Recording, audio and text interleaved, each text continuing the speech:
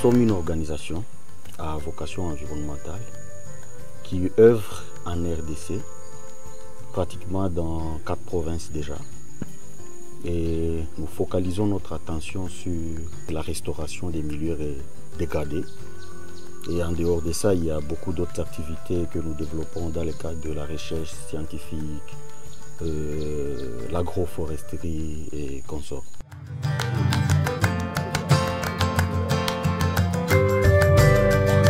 Maintenant, nous sommes à Makonga. Makonga, c'est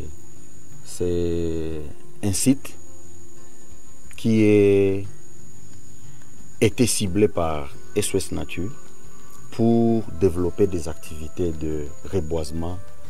Ici, nous sommes en train de promouvoir généralement 2 espèces. Il y a des acacias que nous sommes en train de promouvoir et des terminalia superbes. Ce sont des essences à croissance rapide.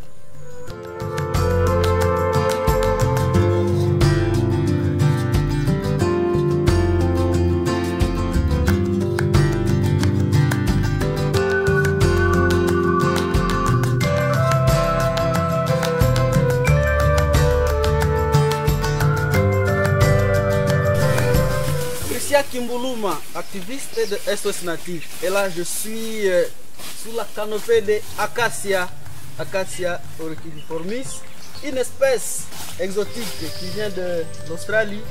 Pourquoi SOS Nature a choisi cette espèce? Cette espèce a croissance rapide d'abord, un intérêt, mais aussi elle a une densité très forte. Et par là, elle peut nous produire des macala de bonne qualité. Et puis nous savons que les forêts du bassin du Congo sont plus menacées par la production de macala.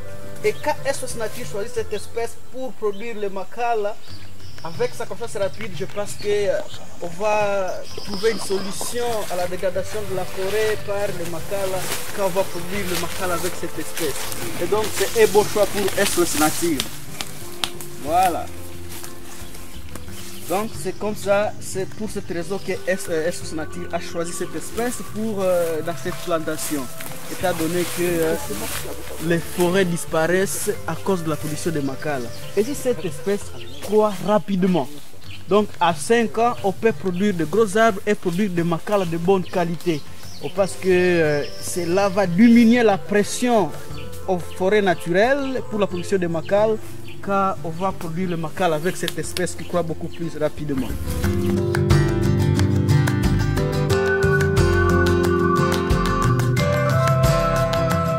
Patrick Yakala Liiti, je suis l'un des activistes de l'ONG SOS Nature.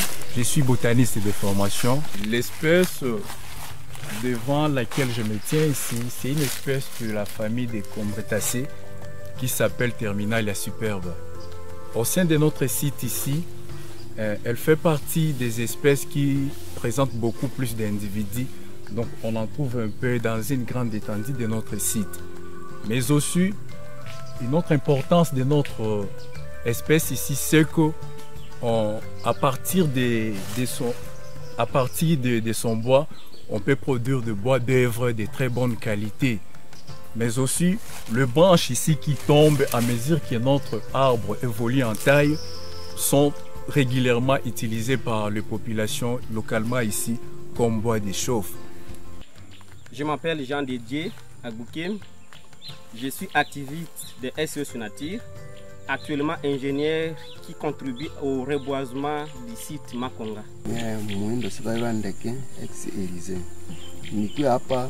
Kufanya kazi ya kusesea la miti hapa. Tangia tulianja panda tuko nalimia miti. Niko mfanya kazi mimi niko nalimia tuko miti. Bonjour, je suis Joseph Otuma Bonga, activiste de SOS Nature, et j'ai contribué beaucoup dans la mise en place des activités, même quand on a un appui. Je suis parmi les gens qui sont dans les sites des projets pour organiser les activités. Merci. Je voulais vous expliquer comment les activités ont commencé au site Makonga. SOS Nature a acquis cette concession depuis 2012. Et les activités ont commencé avec l'ingénieur Anderson Malikani, associé à M. Élysée. Et à cette époque, je n'étais pas présent, je n'étais pas encore avec SOS Nature. Mais arrivé à un moment, 2018, M. Anderson est parti.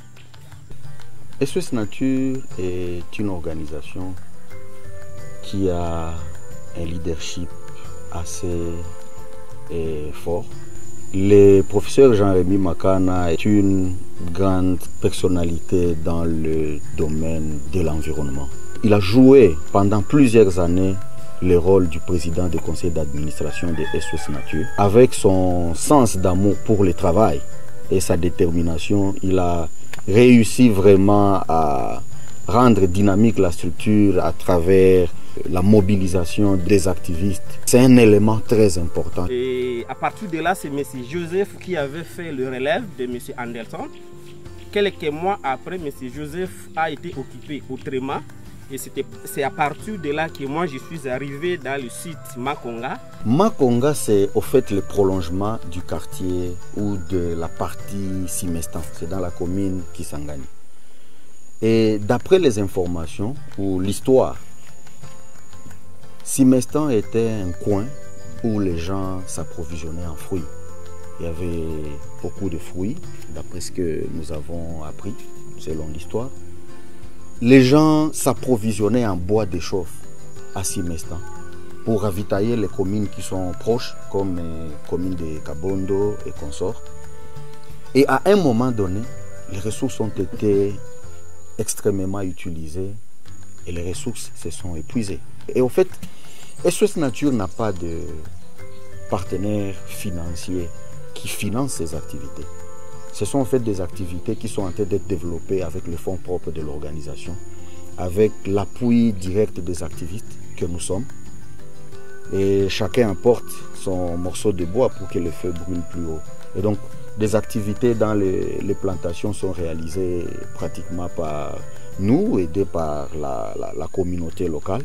Et la stratégie pour arriver à faire ça est qu'on encourage la communauté locale, on sensibilise la communauté locale pour qu'elle vienne avec nous développer des activités agricoles sur des espaces et nous on peut installer des arbres dans ces complexes agricoles pour assurer que ce que nous visons, avoir les arbres comme modèle de comportement que les gens devraient suivre, la communauté est en train de bénéficier également de la nourriture sur ces mêmes espaces. Et à un moment donné, quand les arbres poussent, vont créer des conditions qui ne permettront plus aux cultures de pousser et les gens vont les laisser pour permettre à ces arbres de pousser et laisser un environnement assez important que nos enfants aussi peuvent visiter.